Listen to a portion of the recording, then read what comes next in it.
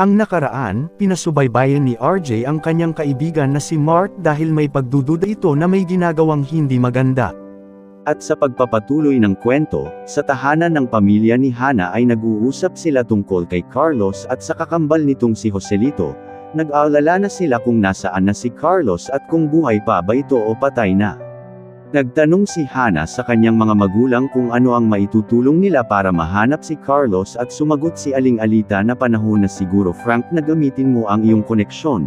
Hingid sa kaalaman ni Hana na dati palang secret agent ang kanyang ama, natigil lang ito dahil ayaw na ni Aling Alita dahil napakadelikado nitong trabaho.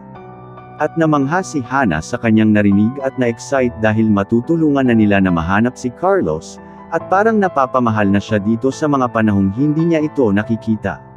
Sige, susubukan kong kontakin ang mga dati kong kakilala, sambit ni Mang Frank, at sabay sabi ni Hana na itay, please gawan mo ng paraan para matulungan natin si Carlos, baka buhay pa siya at nasa peligro lang.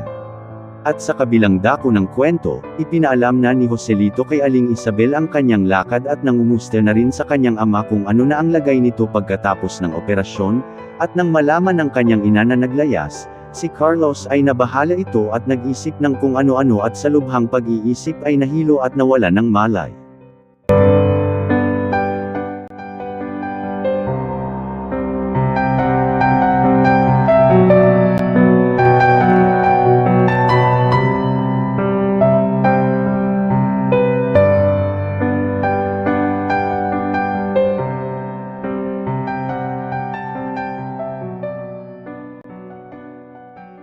Makatulong rin kaya ang koneksyon ni Mang Frank at matagpuan na kaya nila si Carlos, at ano ang mangyayari kay Aling Isabel gayong nawalan ito ng malay? Abangan sa huling 4 na kabanata ng kwentong Minsan Lang Kitang Iibigin sa panulat at kathang isip ni Batang Rider.